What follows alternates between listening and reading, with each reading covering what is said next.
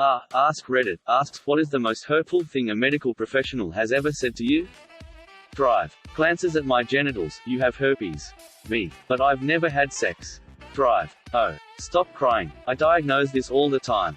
It's pretty common. Me. But aren't you going to at least do a test Dr.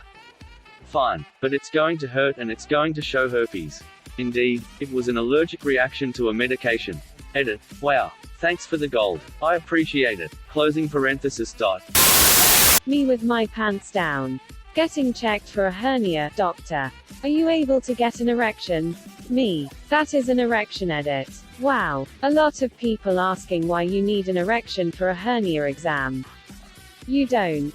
The doctor was asking if I was able to get one. Since a hernia can affect your genitals.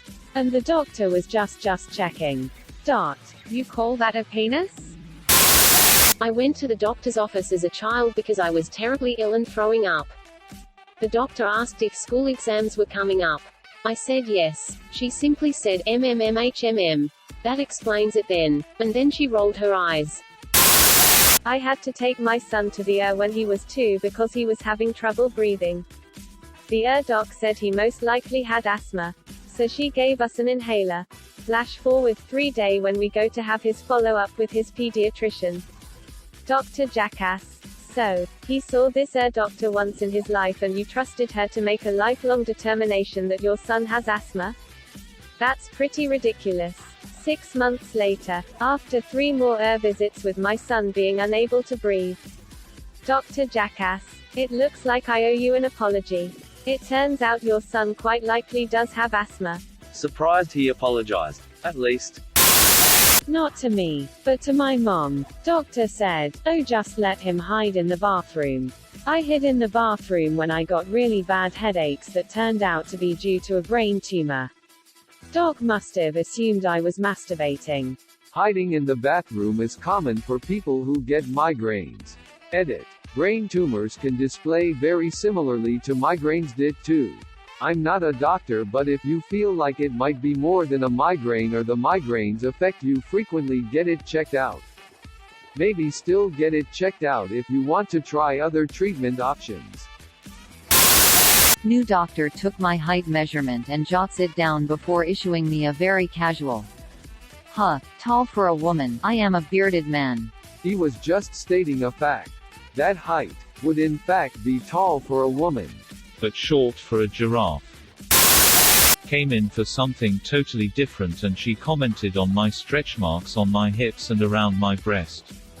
I was around 17 years old and had gotten them when I hit puberty because I developed so much in a short amount of time. I explained this to her and she had a whole dialogue with herself about her originally thinking it would have been because I used to be fat. And after my explanation just lamenting about how sad it was for me that I would have to live my entire life with a body like that. Changed doctor the next day. Was having digestive issues I eventually learned were a result of my undiagnosed cancer. Doctor suggested I should wipe better. 3 months-ish pregnant. Start spotting. Spend about 10 hours at the hospital.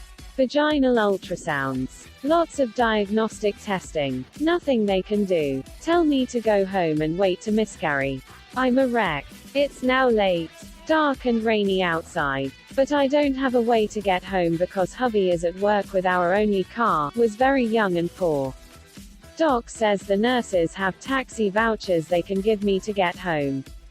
Go to nurse's station. Ask for a taxi voucher.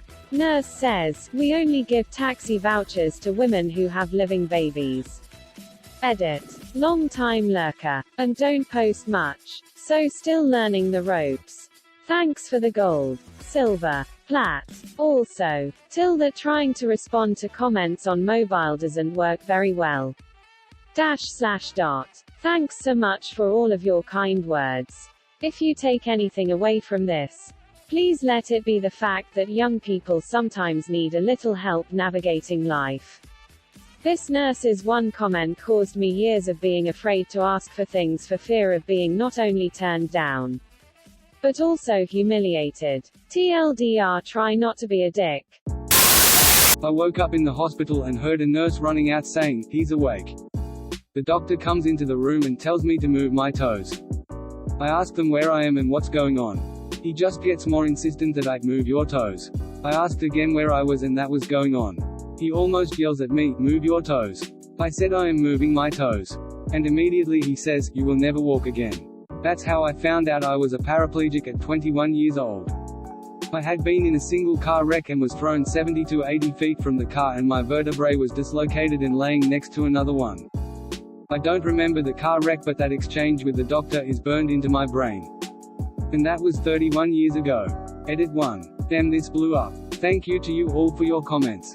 I had a seatbelt on but went off a small hill next to the interstate after clipping an end of the guardrail.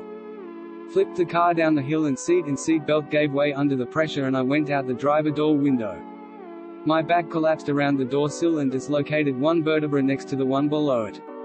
I'm a big guy, 6 feet 4 inches and 235 at the time, and the force was too much for the seat structure. I found out all these details over the next few weeks while I was in rehab.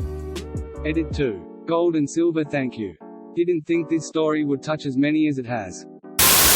I diagnose this all the time, well now you know why. My back hurts. Back herpes. I have chronic headaches. Did you say chronic herpes? My nose is run. Herpes. Edit. Gilded. Exclamation mark. Oh shit, thanks for the herpes.